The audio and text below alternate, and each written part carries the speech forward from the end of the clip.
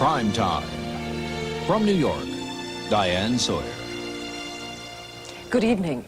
Back in the 1960s, black Americans were promised that this country would no longer judge people by the color of their skin.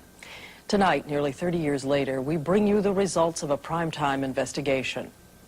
We started this by going to the Leadership Council for Open Metropolitan Communities in Chicago. It's a group that tests for fair housing.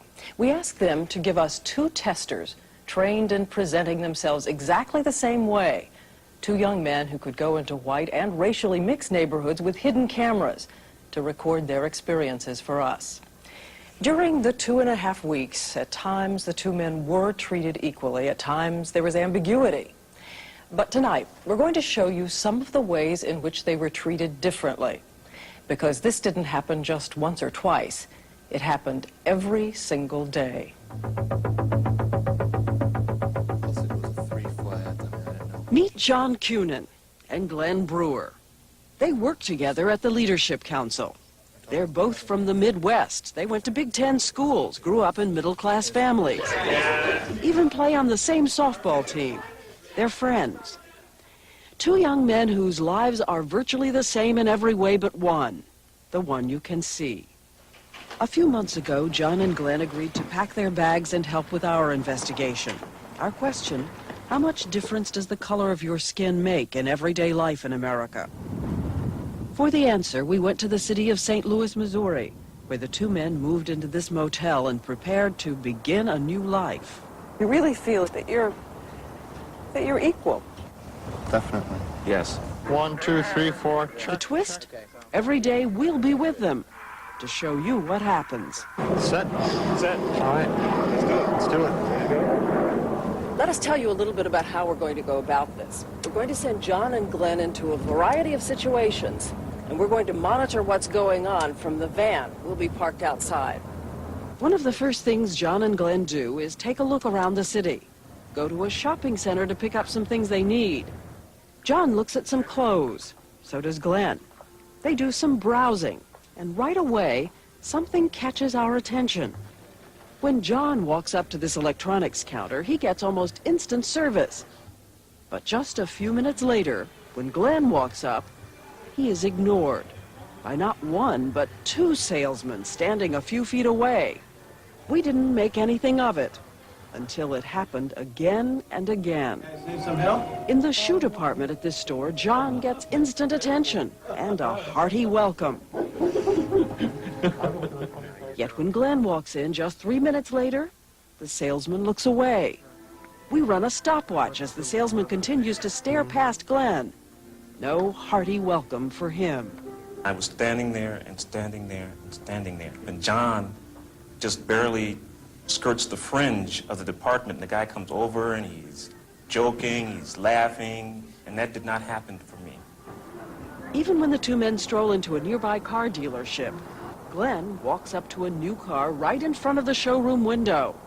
Once again, we run the clock. I walked around the car, kicked the tires, looked under the rear at the muffler. It seemed an enormous amount of time to me to stand there and wait for me to spend my money.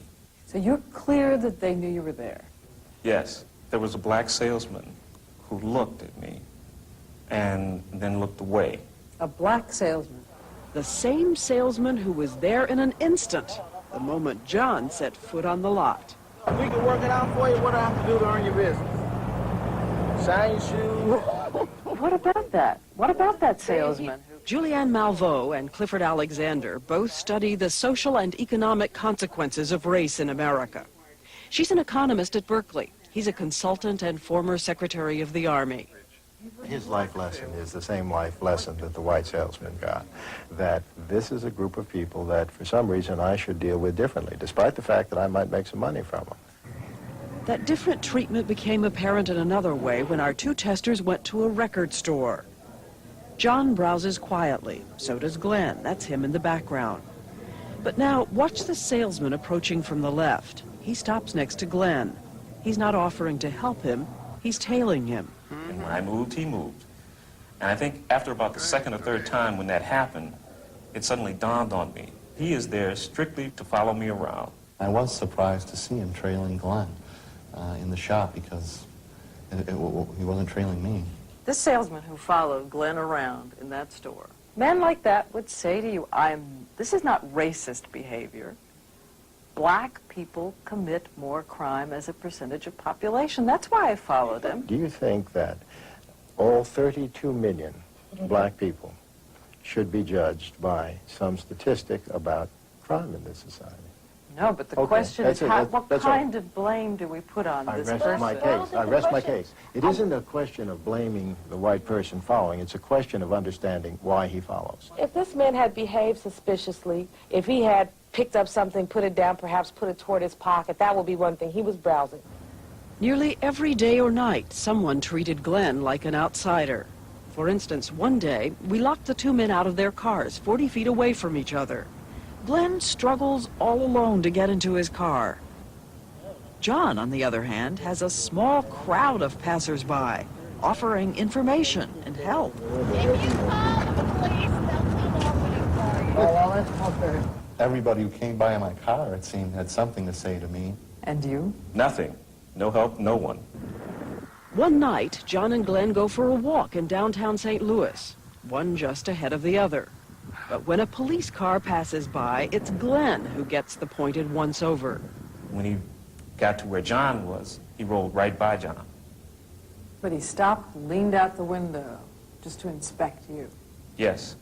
And on another night, walking on a residential street in white South St. Louis, a truck slows down next to Glenn. Our microphone picks up the man leaning out and telling Glenn he's in the wrong neighborhood. Go far south, man. Okay. The implication there was we were not where we were supposed to be. Which is in the north part of St. Louis, as far as he was concerned. Yes. So you're constantly doing this calculus of what am I going to do about this? Am I going to tell him to shove it?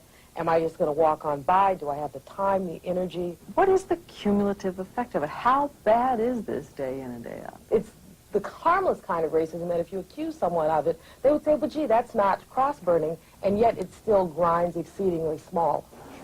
Every day, John and Glenn keep diaries, and the grinding is clear when we stop to ask about those impressions. You think you could make it here? No problem? Yeah, I think that I could make it here and set up here if I wanted. Knowing what has happened to me, I think I would be fairly discouraged. At this point, already. Yes. An emotional price is one thing. It's still another when the price is money out of your pocket. At a car dealership, John was told he could get a car for almost nothing down. Financing available? Glenn's told he'll need at least $2,000 down. Was it just a fluke? They try a second lot. They decide to ask about the same red convertible with the same salesman. First, how much of a down payment will be needed? What do they usually ask down? Anywhere from 10 to 20%. You know, it just depends, sure. Well, normally the banks want anywhere from 20 to 25%. So you're looking at a couple grand there. Already, John's advantage is as much as $1,000. And what about the price of the car? You could probably pick it up for somewhere around the 9 range. 9? I mean, if I could get you in the car for, say, 95 even, think you'd be interested? Once again, a big difference. Since we heard all of this from the van, we decided to get out and see if we could get some answers. The manager met us first. What do we got today? Can we talk to John Novak? And then that salesman appeared, and we asked him why John and Glenn were quoted different figures. Well, they're all different. It just depends. Two guys come in looking at the same car. What's the difference? For him, the banks will do 10 to 20. For him, 20, 25? What's the difference? Depends on the vehicle, ma'am. They're looking at the same vehicle. Oh, okay. What's the difference?